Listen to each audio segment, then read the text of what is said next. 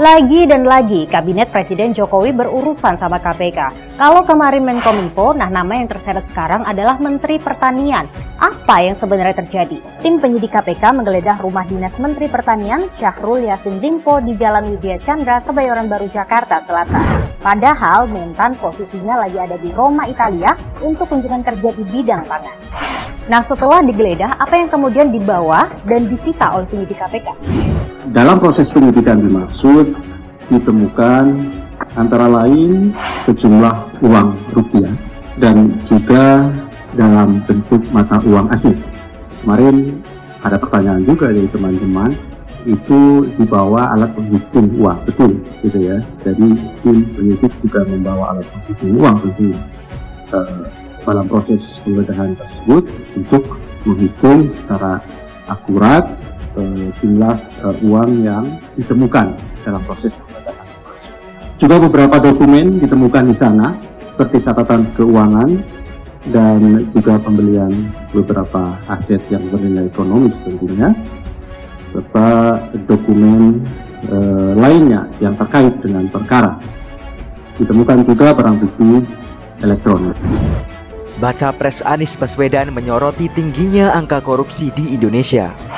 Menurut Anies, hukuman terhadap koruptor harus dibuat seberat-beratnya. Anies bilang salah satu hukuman bagi koruptor adalah dimiskinkan.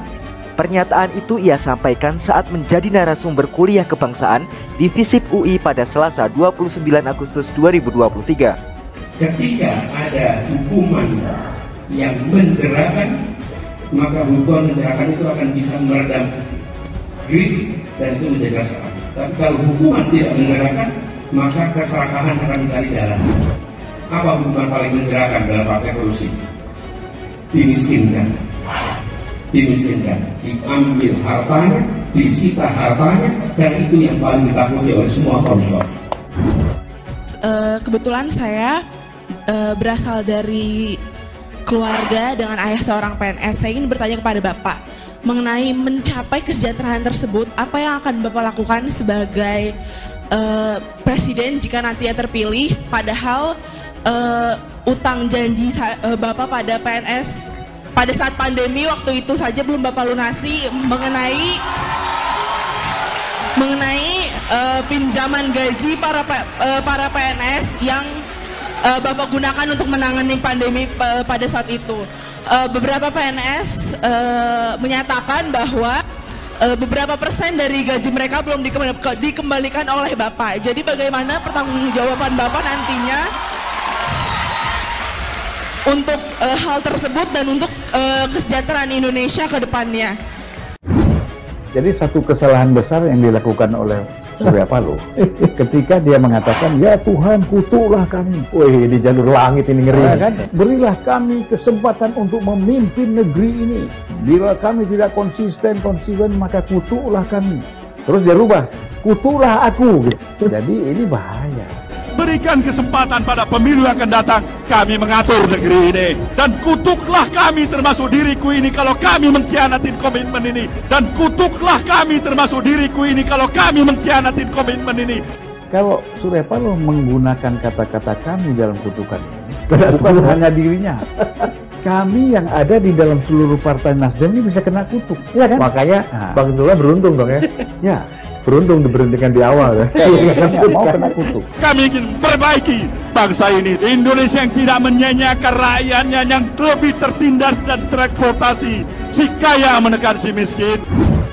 Penetapan Rio Capella dan pengacara Oci Kaligis sebagai tersangka KPK membuat Partai Nasdem berada di ujung tanduk. Terlebih janji Ketua Umumnya Surya Paloh yang bakal membubarkan partainya sebagai bentuk tanggung jawab bila kadernya terlibat kasus korupsi. Beranikah menepati janji ataukah hanya pencitraan semata? Nah, jadi apa yang dialami ini sebenarnya kutukan yang sekarang sedang terjadi. Ya. Kalau dalam bahasa Quran itu kan laknat. Ya Allah, kutuk itu laknat namanya. Orang dan kutuklah kami termasuk diriku ini kalau kami mengkhianatin komitmen ini. Dan kutuklah kami termasuk diriku ini kalau kami mengkhianatin komitmen ini. Mulutmu harimaumu. Begitu kiranya ungkapan populer bagi setiap orang yang tidak menjaga benar ucapannya. Ketua Umum Partai Nasional Demokrat Surya Paloh kini tengah ditagih janjinya. Dua kadernya kini meringkuk jadi tersangka suap kasus Bansos Sumatera Utara. Mantan Ketua Mahkamah Partai OC Kaligis serta mantan Sekjen Nasdem Patris Rio Capella. Dan bisa bertambah daftarnya jika KPK serius mengusut tuntas. Jadi menurut saya ini harus dipertanggungjawabkan oleh Pak Paloh. Karena kalau dia mengatakan kalau sampai ada salah satu dari mungkin kadernya yang melakukan korupsi, lebih baik dibubarkan Nasdem lah. Itu sekarang harus dipertanggungjawabkan kepada publik. Dua politikus dari Partai Nasdem yang juga menjadi jajaran Menteri Presiden Joko Widodo disebut-sebut berada dalam kasus dugaan korupsi. Sebelumnya ada nama Johnny G. Plate yang telah berstatus sebagai tersangka dalam kasus dugaan korupsi penyediaan Menara Base Transceiver Station atau BTS Kominfo. Dan kini muncul nama baru yakni Menteri Pertanian Syahrul Yassin Limpo yang dikaitkan dengan kasus dugaan korupsi di Kementerian Pertanian yang kini tengah diselidiki oleh KPK. Situasi ini pun memunculkan spekulasi publik bahwa proses hukum dugaan korupsi tersebut berkaitan dengan politik. Namun, tudingan ini dibantah baik oleh Kejaksaan Agung maupun oleh KPK. Sedangkan Presiden Joko Widodo tidak mau banyak bicara. Jokowi hanya mengatakan bahwa sebuah urusan hukum seyogyanya ditanyakan ke penegak hukum. Johnny G. Plate sendiri sebelumnya telah resmi ditetapkan sebagai tersangka kasus dugaan korupsi penyediaan menara BTS 4G dan infrastruktur pendukung 1-5 Bakti Kominfo tahun 2020-2022 oleh Kejagung pada 17 Mei 2023. Direktur Penyidikan Jampitsus Kejagung Kuntadi juga telah menjelaskan bahwa penetapan tersangka ini berkaitan dengan posisi Johnny sebagai menteri serta pengguna anggaran proyek BTS 4G dan paket infrastruktur Bakti Kominfo. Dalam kasus ini, Johnny dijerat pasal 2 dan pasal 3 Undang-Undang RI nomor 20 tahun 2001 tentang perubahan atas Undang-Undang RI nomor 31 tahun 1999 tentang pemberantasan tindak pidana korupsi junto pasal 55 ayat 1 ke 1 KUHP. Sedangkan Johnny yang kini ditahan di rumah tahanan Salemba cabang Kejagung itu juga merupakan tersangka ke-6 dalam kasus dugaan korupsi proyek BTS 4G dan infrastruktur Bakti Kominfo ini. Dengan seluruh komitmen, kejujuran hati kita, Ketua Umum Nasdem Surya Paloh menjawab soal janjinya akan membubarkan partai jika ada kader yang korupsi. Adapun janji itu ditagih berbagai pihak saat Menteri Komunikasi dan Informatika atau Menkominfo Johnny G. Plate dijadikan tersangka kasus dugaan korupsi. Surya Paloh menjawab janji tersebut melalui konferensi persnya yang diadakan hari ini Rabu 17 Mei. Memang Surya Paloh tidak menjawab secara gamblang apakah Nasdem akan dibubarkan atau tidak. Namun jika ditangkap dari pernyataannya, Paloh mengindikasi tidak akan membubarkan partainya. Sebaliknya, Paloh mengingatkan agar tidak melihat keburukan partai Nasdem saja, terlebih selesai ada kasus yang menjerat kadernya. Bahwasanya kita tidak mampu untuk menjamin, pasti akan tidak lagi terulang. Tapi niat baik kita juga tidak pernah padam. Tidak pernah ada pers yang barangkali mungkin mengapresiasi partai ini dengan komitmen yang sesungguhnya menolak politik dengan mahal. Maka untuk menjaga semua sistem dan nilai values kita dalam otentiknya keindonesiaan yang kita miliki ini, itulah yang harus tetap terjaga dan itulah yang kita maksudkan dengan aspek pendekatan restorasi Indonesia. Ini Bang Surya Paloh yakin betul dia bahwa dia nggak punya dosa, nggak punya salah, ya kan? Sehingga silakan kutuk saya nggak punya salah nih Tuhan. Ini bahaya benar bahasa seperti ini, ya. Padahal kan nabi-nabi ini kan semuanya suci, bersih, tanpa dosa, tidak pernah meminta dikutuk oleh Allah. Komisi Pemberantasan Korupsi menegaskan kasus ini tidak ada kaitannya dengan kepentingan politik. Kami juga berulang kali sampaikan pada masyarakat dan teman-teman semuanya bahwa kami sadar betul karena ini adalah menjelang tahun politik 2024, semua yang dikerjakan KPK pasti kemudian akan selalu dikaitkan dengan proses politik yang sedang berjalan. Tapi kami ingin tegaskan, dan pada waktunya akan dibuka secara terang, ya, apa yang menjadi alat buktinya, perbuatannya seperti apa, gitu ya. di hadapan majelis hakim tentunya nanti ketika proses penyidikan ini cukup, dilakukan penahanan, dilimpahkan pada proses penuntutan, dan disidangkan pada pengadilan tindak pidana korupsi. Di sana pasti kemudian kami pertanggungjawabkan seluruh proses penyidikan yang KPK lakukan. Kami pastikan bahwa ini adalah murni proses penegakan hukum, terlebih jauh-jauh hari kami sudah melakukan proses penyelidikan, bahkan menerima laporan masyarakat juga tahun yang lalu. Kalau saja konstitusi kita tidak membatasi masa jabatan presiden itu hanya 2 kali, saya tidak perlu lagi menjawab pertanyaan para kader partai ini. Siapa calon presiden kita ke depan sesudah Jokowi? Siapa? Karena pasti iramanya, tonsnya sama dari atas sampai ke bawah, dari pimpinan sampai kader yang paling terendah. Jawabannya satu, ya pasti Jokowi kembali. Nabi-nabi ini kan semuanya suci, bersih, tanpa dosa, tidak pernah meminta dikutuk oleh Allah. Mereka selalu istighfar, padahal orang bersih, suci. Kenapa Nabi itu bersih, suci, tapi mereka beristighfar, minta ampun kepada Tuhan. Bukan minta kutukan. Bukan minta kutukan. Nah, inilah saya kira ini cepat atau lambat kutukan ini akan terwujud. Usai Johnny G. Plate, ada nama Menteri Pertanian Syahrul Yassin Limpo yang juga disebut-sebut berada dalam pusaran dugaan korupsi di Kementan yang kini tengah diusut oleh KPK. KPK pun sedianya telah mengundang Menteri Pertanian tersebut untuk dimintai keterangan pada Jumat pagi ini. Namun lantaran sedang bertugas di luar negeri, Mentan pun urung hadir di KPK. Meskipun tidak hadir memenuhi panggilan, namun Mentan mengaku dirinya masih menghormati proses hukum di KPK. Oleh karena itu, Syahrul Yassin Limpo pun telah mengatakan dan mengajukan pemeriksaan ulang pada Selasa 27 Juni tahun 2023. Ia juga meminta publik untuk tidak terburu-buru menyimpulkan kasus dugaan korupsi di kementerian yang ia pimpin itu. Dan kutuklah kami termasuk diriku ini kalau kami mengkhianatin komitmen ini. Dan kutuklah kami termasuk diriku ini kalau kami mengkhianatin komitmen ini. Jangan sombong kepada Allah Subhanahu wa Ta'ala. Ini satu sikap kesombongan menantang Tuhan, ini bahaya sekali. Tidak ada manusia ini berani menantang Tuhan kecuali seorang Fir'aun. Tidak ada manusia ini berani menantang Tuhan kecuali seorang Fir'aun. Assalamualaikum warahmatullahi wabarakatuh. Jumpa lagi dengan kami di channel Nafas Pembaharuan. Para sahabat sekalian, Partai Nasdem, Koalisi Indonesia Maju bisa dianggap sedang apes kalau tidak dikatakan sebagai kutukan sebagaimana pernah dimintakan kepada Tuhan oleh sang ketumnya Surya Paloh. Fakta yang tak terbantahkan, Nasdem satu-satunya koalisi Indonesia Maju pendukung pemerintahan Jokowi yang 2 kadernya tersangkut kasus korupsi.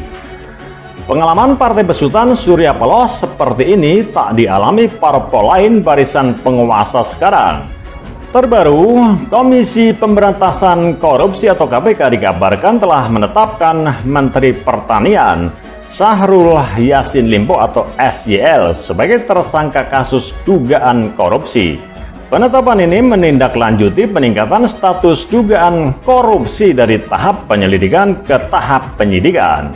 Yang bersangkutan SYL sudah jadi tersangka, ujar sumber cnnindonesia.com melalui pesan tertulis Jumat 29 September 2023. Sekiranya benar-benar Menteri Pertanian RI Syahrul Yassin Limpo jadi tersangka korupsi, publik bisa bertanya, inikah hasil sebuah restorasi yang dijadikan tagline oleh Nasdem? Beberapa bulan sebelumnya, tepatnya Jumat 15 Juni 2023, Syahrul Yassin Limpo tak hadiri panggilan KPK karena tugas negara. Yassin Limpo minta jadwal untuk diperiksa pada hari Selasa 27 Juni 2023. Tapi KPK memanggil Limpo Senin 19 Juni 2023, lebih cepat dari usulan Mentan. Para sahabat sekalian, setidaknya saat mendeklarasikan Partai Nasdem pada 26 Juli 2011, terminologi restorasi belum populer. Surya Paloh menerjemahkan restorasi dalam 4 arti, yakni memperbaiki, mengembalikan, memulihkan, dan mencerahkan. Partai Nasdem menjadikan restorasi Indonesia sebagai tagline resminya. Nah, dengan ditahannya Menkominfo Johnny G. Plate beberapa waktu lalu, tersangka dugaan korupsi BTS, sudahkah Nasdem memperbaiki hidup berbangsa di Indonesia? Apalagi bila Menteri Pertanian RI Syahrul Yassin Limpo juga ditahan KPK dengan dugaan embat mengambil dengan cara yang tidak sah uang negara di Kementerian Pertanian. Apakah Nasdem bisa mengklaim telah mencerahkan hidup berbangsa di Indonesia? Ini taruhan bagi Surya Paloh, Nasdem, dan para kadernya. Taruhan menarik suara dalam pemilu 2024. Bisakah Nasdem mempertahankan jumlah 25 kursinya di DPR RI?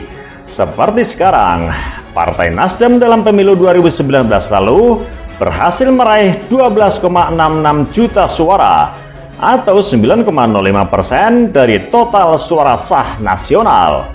Perolehan ini menempatkan Nasdem sebagai partai kelima terbesar di masa itu. Berdasarkan survei yang dilakukan Litbang Kompas pada 29 April sampai 10 Mei 2023, proporsi strong voters Nasdem berada di angka 37,9%. Turun hampir 20% dibandingkan hasil survei pada Januari 2023 di angka 57,7%. Para sahabat sekalian, Koordinator Nusa Ina Connection atau NIC, Abdullah Khairul menilai bahwa Partai Nasdem saat ini sedang rawan maju ke ujung tanduk. Pasalnya, saat ini Komisi Pemberantasan Korupsi atau KPK sedang menangani kasus dugaan tindak pidana korupsi di Kementerian Pertanian. Salah satunya adalah mereka melakukan penggeledahan di rumah dinas Menteri Pertanian, Syahrul Yassin Limpo, yang mana ia merupakan kader sekaligus menteri dari Partai Nasdem. Jika sampai Syahrul Yassin terlilit kasus korupsi, tentu nama baik Partai Nasdem akan semakin tercoreng pasca sekjennya, yakni Johnny G. Plate saat ini sedang berada di kursi pesakitan karena terjerat kasus tindak pidana korupsi proyek BTS 4G di Kementerian Komunikasi dan Informatika atau Kominfo. Ketika sampai Syahrul Yassin Limpo ditangkap, maka Partai Nasdem dipastikan remuk redam di kontestasi politik jelang Pilpres 2024 mendatang, kata Khairul kepada holopis.com Jumat 29 September 2023. Kalau apa yang disampaikan itu benar adanya, Khairul menilai situasi ini akan semakin memperburuk nilai tawar Anies Baswedan di pencalonannya sebagai presiden. Sebab Anies sejauh ini dikenal publik sebagai representasi dari Partai Nasdem. Dan otomatis mimpinya Anies Baswedan menjadi presiden pupus di tengah jalan. Pungkasnya, sekedar diketahui bahwa KPK telah melakukan penggeledahan di Komplek Widya Chandra, Jakarta Selatan pada hari Kamis 28 September 2023. Tim penyidik Lembaga Anti Korupsi menyasar salah satu rumah dinas atau Rumdin. Benar, ada giat tim KPK di sana, ucap juru bicara KPK, Ali Fikri melalui pesan singkat. Berdasarkan informasi yang dihimpun, KPK sedang mengusut dugaan rasuah di Kementerian Pertanian atau Kementan dan telah ditingkatkan ke tahap penyidikan. Nah, lokasi yang digeledah itu dikabarkan merupakan rumah dinas Mentan, Syahrul Yassin Limpo. Sebelumnya, bakal calon presiden atau baca pres Anies Baswedan telah koar-koar mengatakan penyitaan harta hingga aset-aset pelaku tindak pidana korupsi merupakan hukuman yang paling ditakuti oleh semua koruptor. Apa hukuman paling menjerakan dalam praktik korupsi? Dimiskinkan. Dimiskinkan, diambil hartanya, disita hartanya. Karena itu yang paling ditakuti oleh semua koruptor, kata Anies di kuliah kebangsaan di FISIP UI, Depok, Selasa 29 Agustus 2023 lalu. Anies mengatakan upaya pemiskinan koruptor harus menjadi pegangan dalam upaya pemberantasan korupsi. Ia ingin hukuman tersebut diterapkan agar pengentasan korupsi berjalan optimal. Anies menyebut ada 3 akar permasalahan korupsi yang harus dibereskan. Pertama, korupsi karena kebutuhan. Korupsi ini disebabkan oleh gaji yang tidak memadai, sehingga pelaku pun mencari celah untuk memenuhi kebutuhannya. Sampai kapanpun akan muncul ini korupsi karena kebutuhan. Kenapa? Karena gajinya hanya cukup untuk hidup 15 hari. Terus 15 berikutnya apa? Sistem remunerasi yang diperbaiki, ucap Anies. Kemudian korupsi karena keserakahan. Menurutnya korupsi jenis ini tidak terbatas. Anies berpendapat keserakahan hanya bisa dihentikan apabila ada hukuman yang menjerakan. Hukuman yang menjerakan, kata Anies, mampu mengubah keserakahan menjadi rasa takut. Terakhir, yang ketiga, kata Anies, korupsi yang disebabkan oleh sistem. Ia menyebut korupsi jenis ini akan selalu terjadi selama sistem yang keliru masih diterapkan. Kami melihat ada 3 akar yang harus dibereskan di situ. Tidak hanya soal penangkapan, tidak hanya soal kalimat pencegahan, tapi akar masalahnya need, greed, sama sistem. Kalau itu kita tangani, insya Allah bisa, ujar Anies. Para sahabat sekalian, kasus korupsi sebenarnya menjadi perhatian serius bagi Ketum Nasdem Surya Paloh. Bahkan Paloh pernah mengancam akan membubarkan partai jika ada kader Nasdem yang terlibat korupsi. Ucapan itu dilontarkan Paloh saat membuka pembekalan caleg Partai Nasdem di Hotel Mercure, Ancol, Jakarta 3 Juni 2015 lalu. Tidak layak Partai Nasdem dipertahankan, tegas Paloh saat itu. Seperti diketahui, beberapa waktu lalu penyidik Kejaksaan Agung menetapkan ex-Menkominfo yang juga Sekjen Nasdem, Johnny G. Plate, sebagai tersangka kasus dugaan korupsi Best Transceiver Station atau BTS yang merugikan negara hingga 8 triliun rupiah. Bukan main-main jumlahnya. Pada sebelumnya, pada tahun 2015, Komisi Pemberantasan Korupsi atau KPK telah menetapkan Sekjen Partai Nasdem sebelumnya, yakni Patrice Rio Capella, sebagai tersangka terkait kasus dugaan suap proses penanganan kasus bantuan sosial atau bansos pemerintah Provinsi Sumatera Utara. Janji Paloh pun diingatkan publik. Politikus Nasdem Lutfi Andi Muti berkilah, pernyataan Surya Paloh berlaku hanya jika kader melakukan korupsi terstruktur dan masif di internal partai. Kasus korupsi Rio, klaim dia, hanya bersifat personal yang tak ada kaitannya dengan partai. Para sahabat sekalian, citra partai politik yang diamanatkan konstitusi untuk menjaga kesatuan bangsa dan mengembangkan demokrasi tak bisa dilepaskan dari citra kader-kadernya, baik di eksekutif maupun legislatif. Citra partai politik yang belum memuaskan publik bisa menimbulkan problem kaderisasi. 2 kader Nasdem di eksekutif sekarang ini bisa timbulkan masalah krusial bagi Nasdem. Tentu saja akal sehat Nasdem akan segera mencari solusi. Membaca tulisan kader Nasdem, Willy Aditya, tentang Indonesia di Jalan Restorasi, ada narasi yang menyebutkan bahwa Surya Paloh yang politisi, tetapi juga seorang pemikir. Willy Aditya melukiskan Surya Paloh ingin menjadi politisi negarawan dengan konsep yang jelas. Pertanyaannya, dengan terciduknya 2 kadernya sebagai tersangka korupsi, Surya Paloh akan membabi buta membelanya. Bela secara hukum dan politik. Bila ini yang dipilihnya Surya Paloh, maka ia masih sekadar politisi picisan.